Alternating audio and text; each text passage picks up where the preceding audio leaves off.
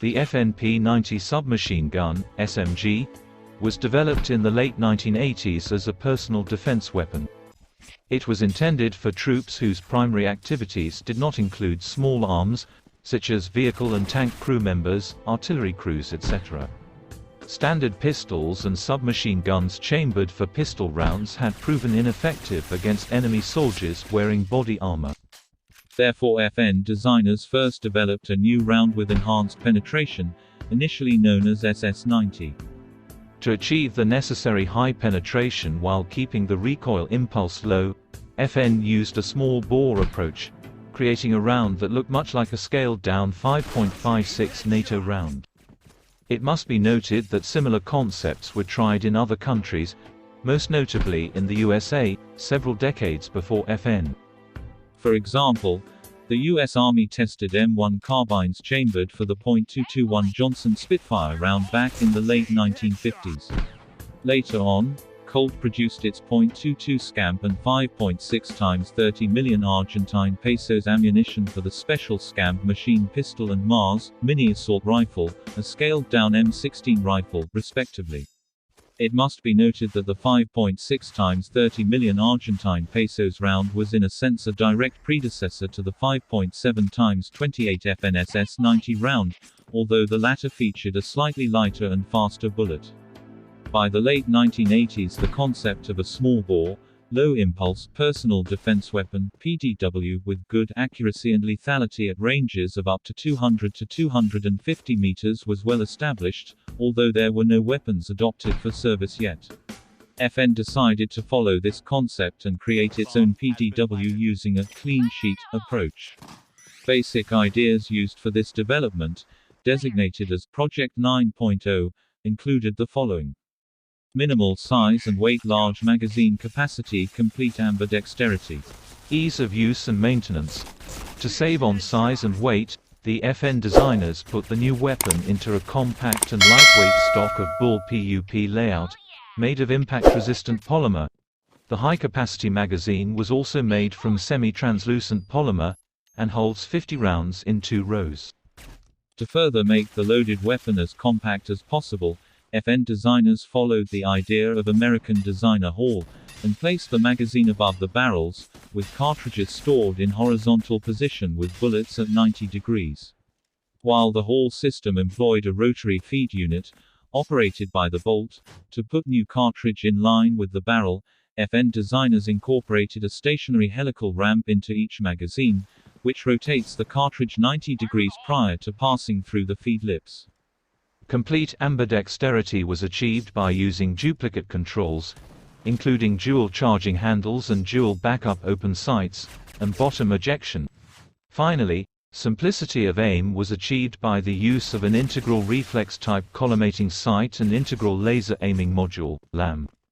The resulting weapon appeared in 1990 as the P-90 personal defense weapon.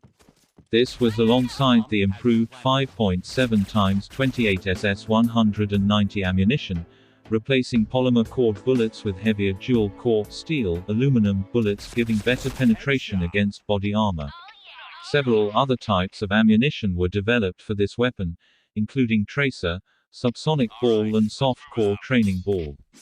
The first sales of P-90 were made to Saudi Arabia in the early 1990s.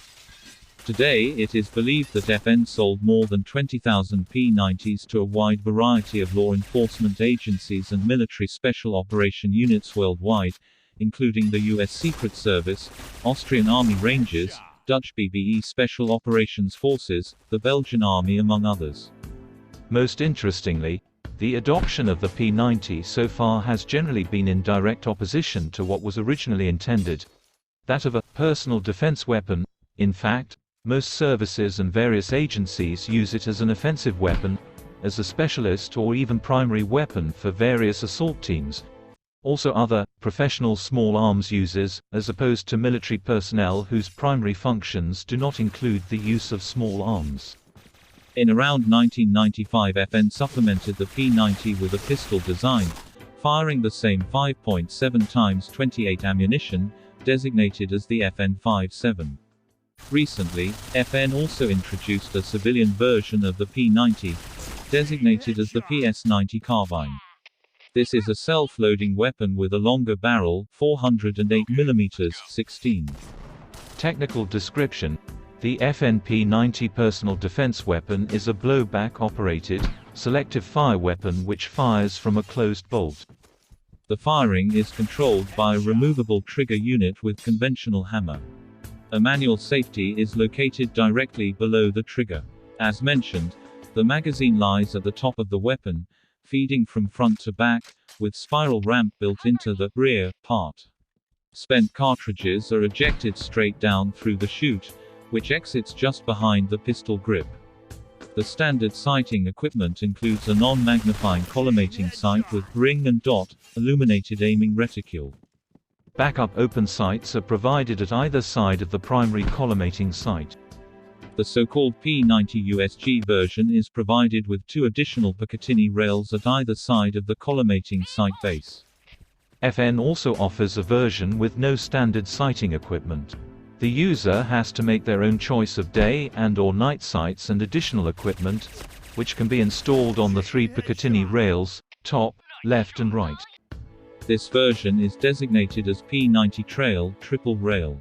The front part of the forward handgrip on P-90 is shaped as a hand protector, and it can contain an integral laser aiming module, which sends either a visible or IR laser beam to mark the intended target. For special missions, P-90 can be fitted with a special suppressor, which is used in conjunction with subsonic ammunition.